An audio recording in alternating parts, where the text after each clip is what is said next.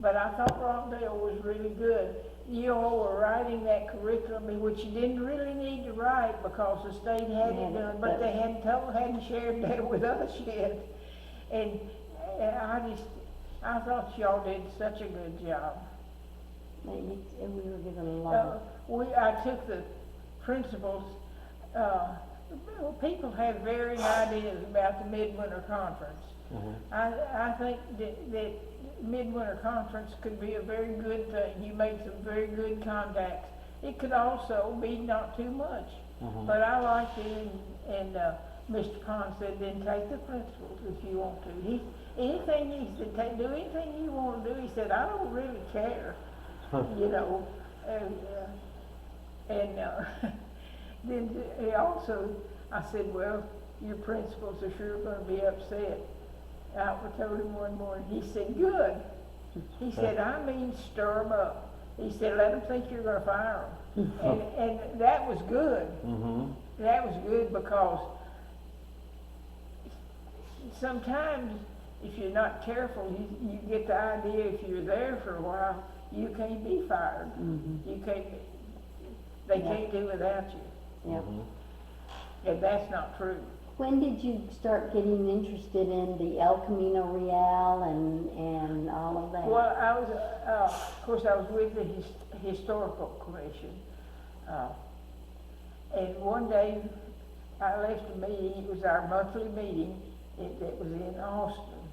Janie Hedrick, when I walked out the door, said, Lucille, are you going to the meeting? Well, I'm going to go over and see. She said, please go. She said, they're going to talk about starting El Camino Real, and she said, we need to be a part of that. And did we ever? And so I think it got us interested in it. Because you can't afford not to be a part of that leadership group. You know, you don't have enough to do it by yourself.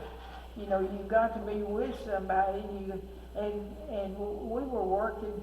I knew those people, and I knew what they were working for. And when we hired Stephen Gonzalez, we were at the Indian reservation up at Natchitoches, and I looked at Stephen. He was just out of school, but he wasn't that young, you know. And I looked at him, and I thought, my gosh, are you strong enough? And so I really listened. But Stephen, he put on a good front, and he's done well. He's really done well. But he didn't have any experience. Okay, I think But he listened. I tell you what Stephen did. Do you all know Andy Sansom? I do, heard the but name. He was really a leader. Southwest Texas, Texas State. Okay. Oh, he was a leader, and he was backing Stephen, and he told me, he said, if he gets some support, he can do it. Well, I looked at, and I'm thinking of 2 board members, and I'm not going to tell you who they were. And I thought, they have in their mind they're going to get rid of him, and they are not. I remember when you know, that you can stop it if you're a board member, if you don't mind taking a little battering yourself. And because Stephen is very smart. I don't know why he was so late getting his master's. I'm sure it had, well, I'm not sure. I always thought maybe it was his first divorce or something, you know. Sometimes they get off track. But Stephen, he knew how to lead. And then when I went the first time to Albuquerque to one of the state conferences, I sat there in that hotel and I watched the members from other boards go to Stephen. Stephen was running it. So, you know, he was a good choice. He's done well. I told him myself, I said I'd quit them if they don't do better. Don't tell the board members I said that. So how does Rockdale ally in with like the history of the El Camino? Where does Rockdale play in? I think Rockdale is very receptive to it. Now I haven't always thought that, and I used to try to hear about the missions and all. Mhm. Oh, and Kathleen Gilmore came here just doing study, and boy, she helped because she got down on paper what the missions did Okay, and why they were important. And she knew and met with her. okay. What now? I said, and you met with Kathleen Gilmore several times. Well, oh with yeah, her. we did. So did she do And- archaeological work out there? She's the one that did the archaeological Oh, okay. studies at the At the the missions. missions, and was the one that said, she's the one that kind of thought the El Camino went through here and the Rancheria Grande was Yeah. where it Okay. is. And we had buses of kids. One day I looked up and I bet you there were 300 kids sitting up in those stands. And I thought, my gosh, what am I gonna say to these kids? But they listened, they were attentive, they wanted to know. And then I said, and listen to, I learned this from, I can't think of that guy's name. Listen to the buffalo. And it was real quietness there. I sounded like the buffalo, you know. But Kit really helped us a lot He did. because he let us pretend a lot of things. Mhm. Well, a lot of the Native Americans came to that area too, I mean, from like And I North tell Texas. you, I often wonder if we hadn't had the Rockdale Chamber and Denise was just as trusting. She would line up those schools with us. None of us knew what we were doing, but they were successful school meetings, and that was important because I mean if you know anything about history, you know how to prove your point, and I think we made some good points there. I happened to get in on the early part of Robert all of Hicks this. was Robert Hicks. He was a soldier of fortunes. In there, Robert had been in trouble, and I don't know, but I think Denise did a lot to make that handle real well. Lucille, I wanted to ask you about these. Is All this who is the soldier in these pictures? This is a picture of a soldier and it says Oh, I want 1918. to show you. These are postcards Uh-huh.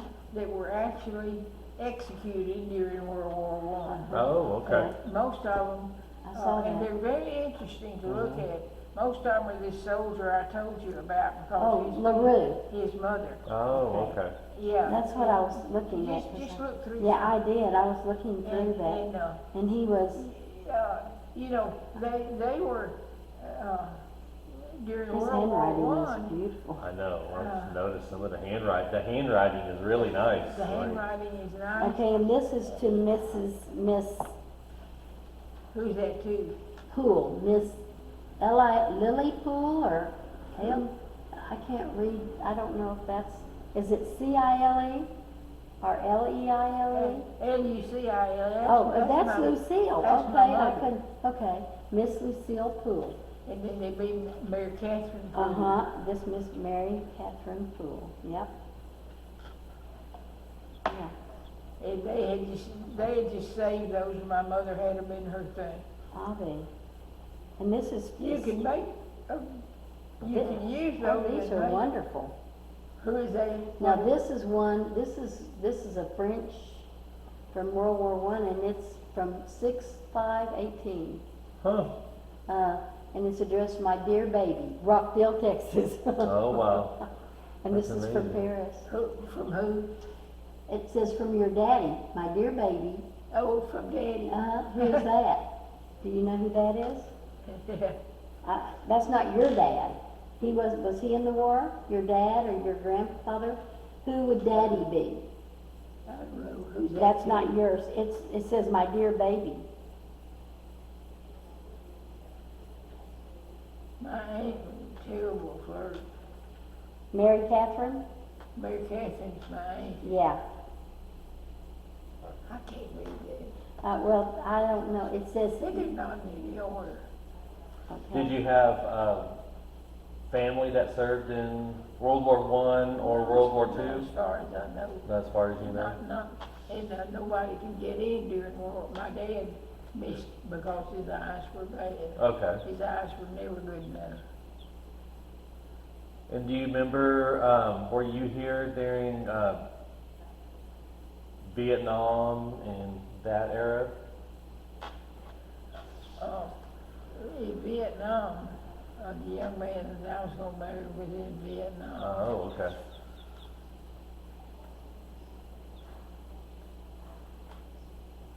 And you were I in, think these were all probably my granny's stories. Somebody just Okay. gathered them up. okay, well, a lot of them are to Miss Mary Catherine Poole. A lot of them are to Mary Catherine Poole, your aunt. So your granny's sister, was that your mother's sister? Was Mary Catherine your mother's sister? Mother's sister. Okay, Okay. okay, yeah. And here's one from New York. Cost 1 cent. to make What was that say? New York, that's Miss Lucile Poole.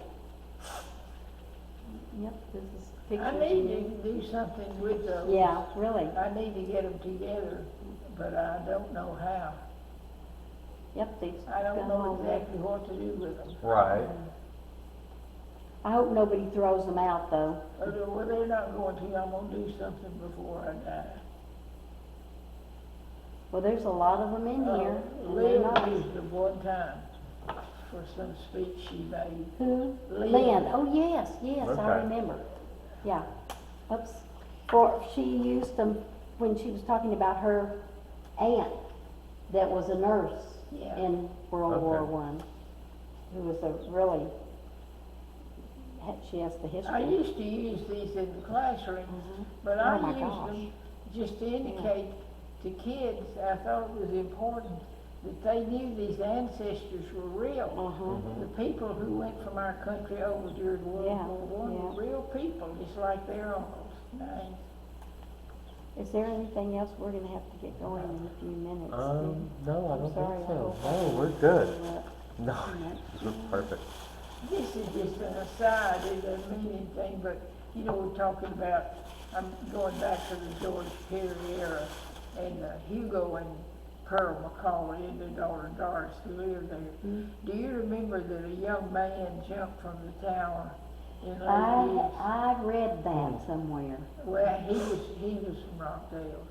That was their grandson. Oh, And we were so sad when we heard yeah. it. Oh my gosh, yeah, Because nobody really knew why. yeah. Well, interesting. I read that somewhere, but I Well, didn't yeah, see I a don't- newspaper. I wonder when that was, because I've seen it. But then I thought, oh, that must be wrong, because I didn't see Yeah. anything. There was one other thing I was going to get Lucille to tell you, because, You know, there's a lot of characterization about what happened on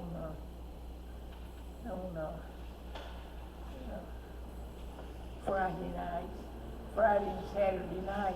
What you did on Friday or Saturday night was come down and sit on the curb. Mm-hmm. Now, if you didn't have a car, you came until, and if you were lucky, you found somebody who wanted you to sit with them. That's usually what we did.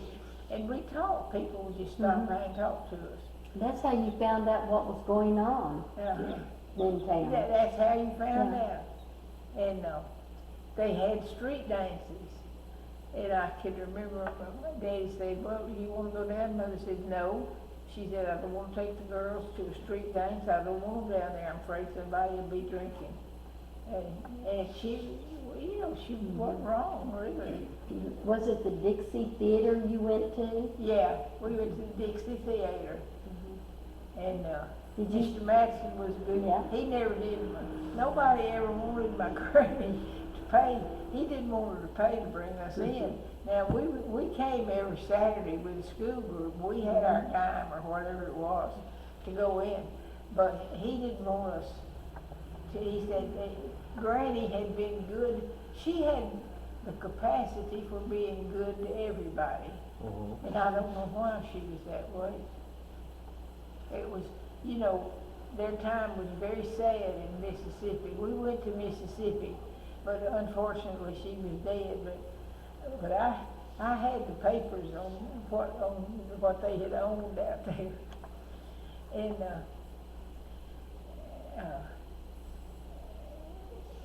Mother and Daddy and I went out there, and I went to the county clerk's office, and I think that young man, he thought, well, I better go take her out there, or she's gonna live here and make us crazy. And so he said, I'm gonna take y'all out there. He said, the house is no longer there. But oh, that was such a moving experience. Everybody, the Yankees came through, and my granny Orr, got on top of a trunk. She had her children all around her, my grandmother, my great aunt. And he said, get off, I want to see what's in the trunk. She said, you'll take a dead woman off this trunk. And he said, well, okay, whatever you want. But that really got to him. And she looked, and he was riding off. You know, he'd take a dead man off of there. You know, Granny said it was just terrible. Said they just, when they got to their farm, they had a few cattle and all. And they just scared everything off. You know, it was a hard time to live through. Yeah, I think I it imagine, yeah, that would be. Yeah. And it was a rich man's war and a poor man's fight, that's what it was. It was, the rich men didn't have to go to war. No. Grandpa Orr went to Rock Island prison, but he lived to get out, and he had decent health, I mean, but. Yeah, it's a hard time. But Stonewall Jackson came through there, and my granny Orr said she always had cornbread for him because he had a throat condition. He needed something to scratch his throat, and you know, I read later that was true. And so she always made it when he was coming, so he would have some. Well, that's interesting. That's very interesting. Yeah. Yeah.